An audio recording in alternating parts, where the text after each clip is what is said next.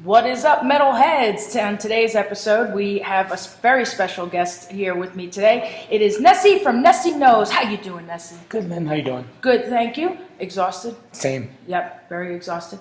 But rest assured, we have been well-fed the entire time that we have been at Battlehaven, and we have had a great time. I managed to get work done without being bothered every 2 seconds, and I taught classes, and we ate really good, and we watched movies in the theater room. Which is right behind us. Mm-hmm, yeah, it's right behind us. And we slept in comfy beds. We did. We slept in comfy beds. And we got to look at the view of beautiful mountains. They have those here. Yeah, they do. I was scared. They have a lot of those. They have white stuff on it. They call it snow. Oh, shit. Really? Yeah. Okay. But anyway, the reason why we are here today is one of the big things that I did while I was at Battlehaven was I helped out Nessie by knocking out, painting his Tohaa army for him.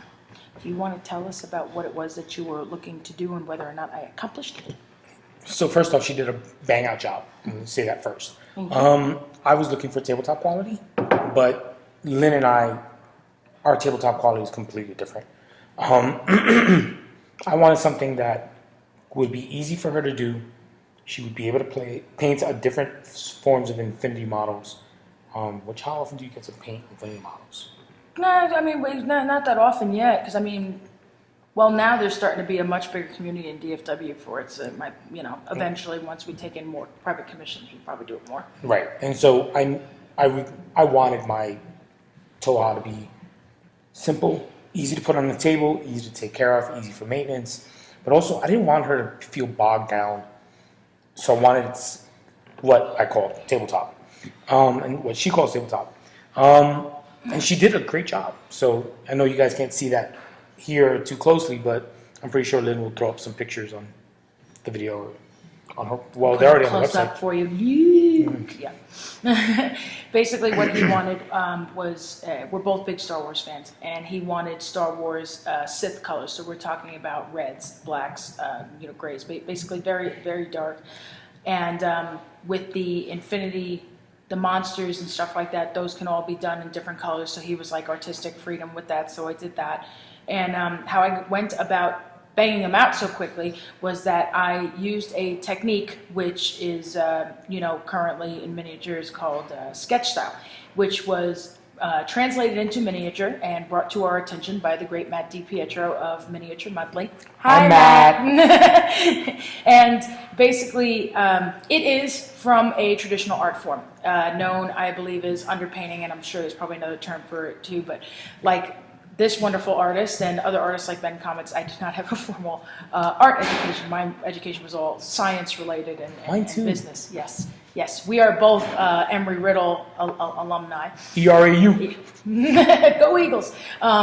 So basically, but it is from a traditional art form, and basically what Matt did was he translated it to miniature, like I said, and brought it to our attention. And the reason why I'm phrasing it this way is because apparently I've been seeing in social media, and I don't know if you've seen it in other places, yeah, right?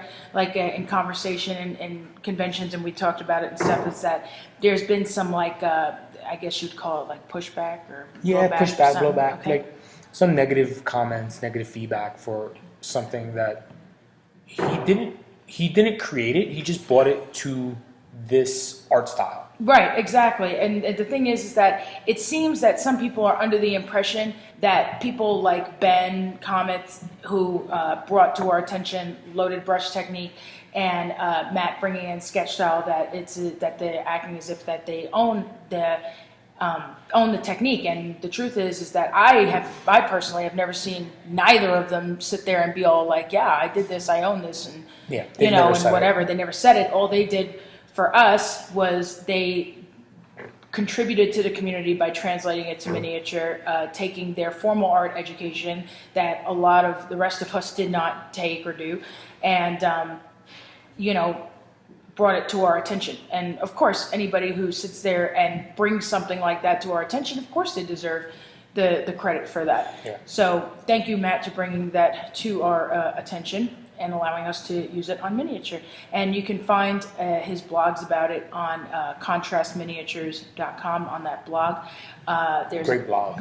Yeah, there's a basic blog about sketching and value and stuff. And then also on Miniature Monthly, there is $5 a month. And Nestor was the one that assembled all these models, and which saved me a considerable amount of time. And then Brandon and I Zenithal primed them. The remaining models that he brought to Battlehaven, he was the one that assembled and Zenithal primed. Yeah? Yes. And so then what I did after they were Zenithal primed was that I adjusted sketching in the value, as it's called, adding it, because when you airbrush or you do zenithal priming with spray can, there of course tends to be overspray. So basically what I was doing was fixing that. So if there was white overspray where there should be shading, I fixed that, put more, a brighter white like golden titanium white over the higher highlights and so on and so forth. And then what I did after was that I basically just use P3 ink, Privateer Press, the P3 ink, and I absolutely love the P3 inks. They're very highly pigmented, the colors are very vibrant, and I just absolutely love them. So for example, here on the Symbio Beast, you can find the pictures on the website, on Twitter and Facebook and stuff. They're everywhere. Yeah, right. And I basically did P3 turquoise for the darker colors, and then I did yellow, the P3 yellow ink for the highlighted parts. Now keep in mind, when you do it this way, my suggestion for me that I found is doing the highlight color first. So what I did was I applied the yellow first. I did about 2 or 3 coats of it going over it, and I put it in the spots where I wanted the highlighting, where I wanted the yellow to show. And then I applied the turquoise, and I find that when you do it like that, it helps, so that way the highlight color will show better. If you do it the other way around, is because they're so highly pigmented, then when you try to do the yellow highlight and color and stuff, it'll look like it's just changing the hue, making the turquoise look a little more on the green side, instead of it actually being a different color highlight. I did not know that. Yeah, well, I mean, it was just, I experimented, trial and error. That's how I found out about that. Yeah. And then with this guy, with this Symbio Beast, these Symbio Beasts, oh my God, they were so fun to paint. I did, there's a new P3 ink called Piggy Purple. That's the shadow color there. And then I did the yellow for the highlight color, very highlight color. So I did the yellow first. Then I took the yellow ink, about 80% yellow ink and about 20% red ink, mixed it together to create the orange that you see.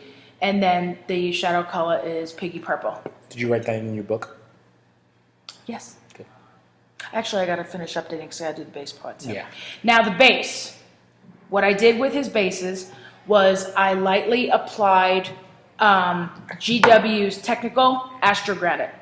And what I did was I very lightly applied some on, just to add a little texture to the base, not too much.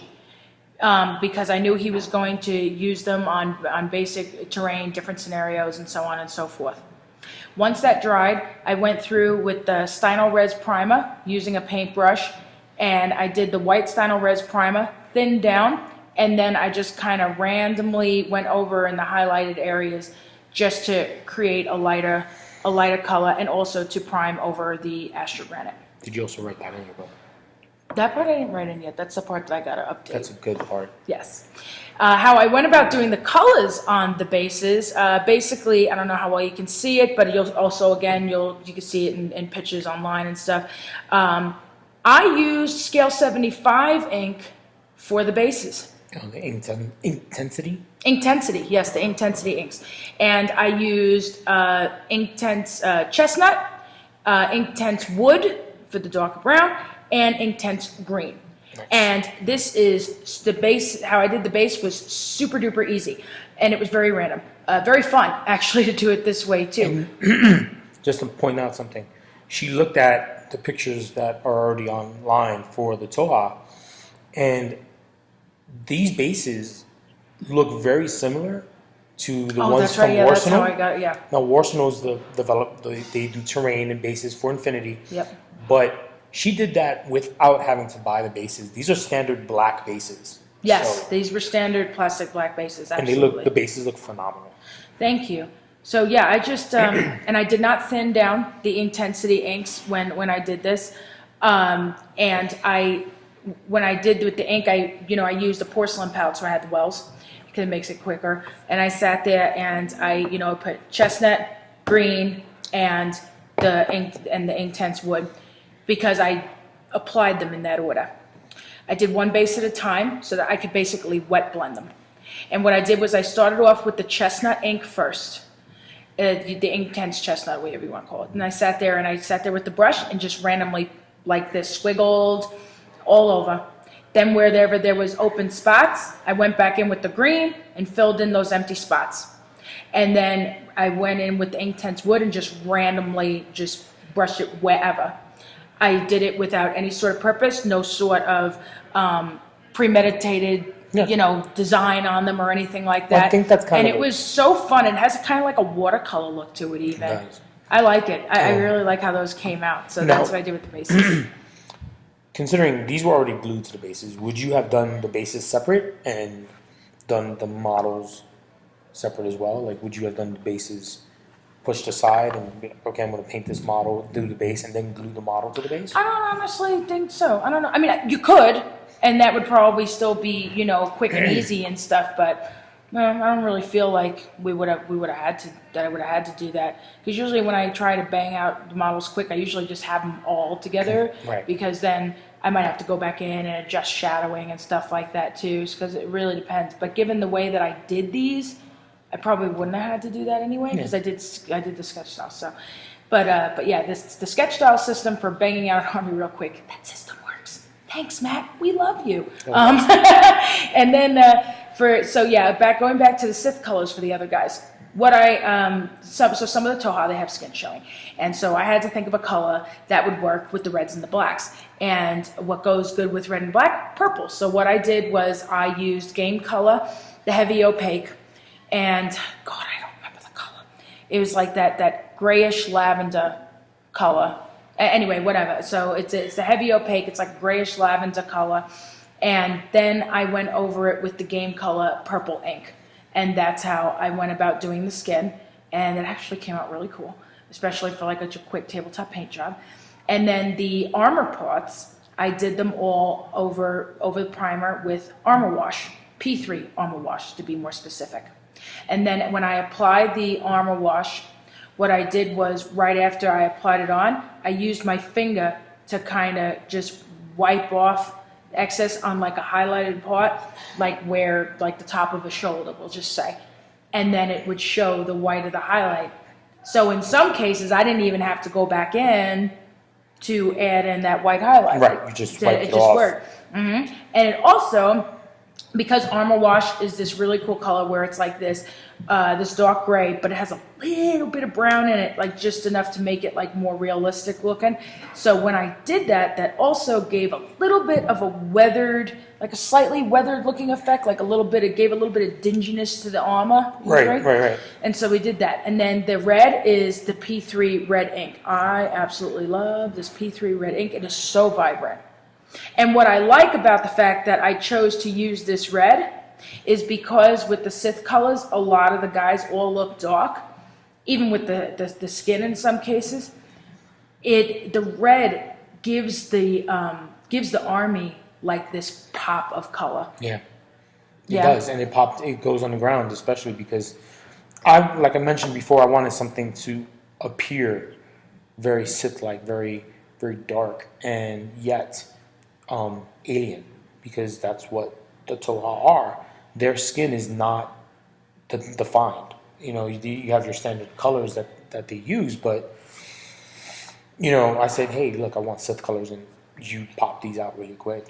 Thank you. Yeah, and the cool thing is that because Battlehaven is such a relaxed setting, such a relaxed event, it was so easy for me to just sit there and bang these out and I was able to do it because I wanted to, because when I'm back at the shop and back at home and stuff, it's a lot harder for me to sit there and bang out models that quickly because I always have to be at work. Something always comes up, the kids need something, or whatever. So the fact that I was able to bang this out as quick as I made me feel so accomplished, like you don't even know. But I'm so glad that I was able to help you out with this. I appreciate it. It made me feel. She's always like, "Do you like it?" And the emotion I felt seeing her work on these while here was tremendous. And everybody saw her. The first 2 days she was upstairs because there were so many models. Yeah, I it was couldn't hard to transport move them them. up and down. Yeah, But the second day, the third day, no, was it Wednesday? Like Thursday or something. Yeah, Wednesday or something. Wednesday or Thursday, she brought them downstairs and she started working them in downstairs, and people were looking and watching, like, oh my god, they look so cool.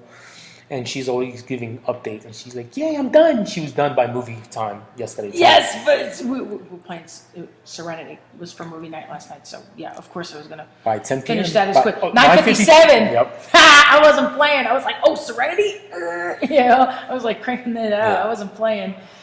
It was done with Symbio bombs. Also done with P3 yellow ink. Did that first, and then I did the P3 green ink. And I just threw them. Let's see, did the paint hold durability? Yes, it did. What? And it'll hold until tomorrow when I get to. I hope so. But yeah, these came. I'm happy with these. These are like little Pokemons, aren't they? So cute. Yeah. And They- this and they is blow the stuff Symbio up. mate. I did the blue ink, the P3 blue ink first, and then the P3 piggy purple ink. And then on some of the highlighted parts, because it didn't highlight up enough, I did the P3 turquoise and added it to it, and that actually worked out well too. What were you gonna say? I'm sorry. No, so what'd you do with this one? This one's the armor you did. Armor wash. And then how I went about doing the brown that you see there. Yeah. Okay, so the P3 brown ink, also a very vibrant color. It looks like it has some red in it. So what happened was it was going to look like, it was going to end up looking a little similar to the red on the fabric. So what I did was I started out by doing the P3 yellow ink first. Did about like 1 or 2 rounds of that. Let that dry. And then I went over it with the P3 brown ink. And then it ends up creating a smooth, just like, I don't know, how would you say it? Like a smooth brown color? Yeah. Like a smooth brown color that's, that's good for the look of leather. That's good for the look of, like a sort of mid-tone N. Yeah, it definitely looks, it captures the feel of wood without having to like I thought it was just wood, like a wood paint. So you just do wood paint and you just went straight inks. So that's I did. I went straight inks. This was so much fun to do. Seriously, it was so much fun. So like it was a challenge. It's like 75% of the army is ink. Yeah. Actually, no, pretty more than that, right? Because all the bases are all ink. Mm-hmm, that's right. All the bases are all ink. Most of the highlights are ink. The base, these guys all ink. Yeah.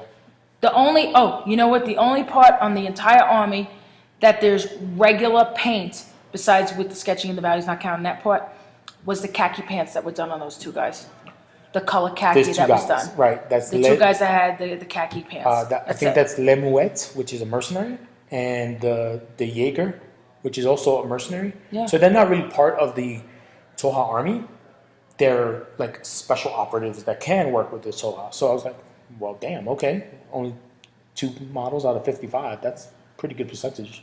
Yeah, and pretty much, all of it, all the So rest like of it. closer to like 90%. All the rest of it was ink, yeah. I used P3 turquoise, P3 yellow ink, P3 red ink, P3 brown ink, armor wash, P3 armor wash, and then in game color, the heavy opaque with the skin. But not even that many of them had skin. That game color heavy opaque, that was a paint. So yeah, I used 2 colors of paint. The 4 little alien guys. The Symbio mates and bombs, those are all ink. Yeah. And then yellow ink, green ink, blue ink, you had P3 blue ink, armor wash. I think you used almost every color ink. And then Inktense, Inktense chestnut, Inktense green, and Inktense wood. Yeah. And I think that was, and black, and I used Andrea, for Andrea miniatures, the black ink.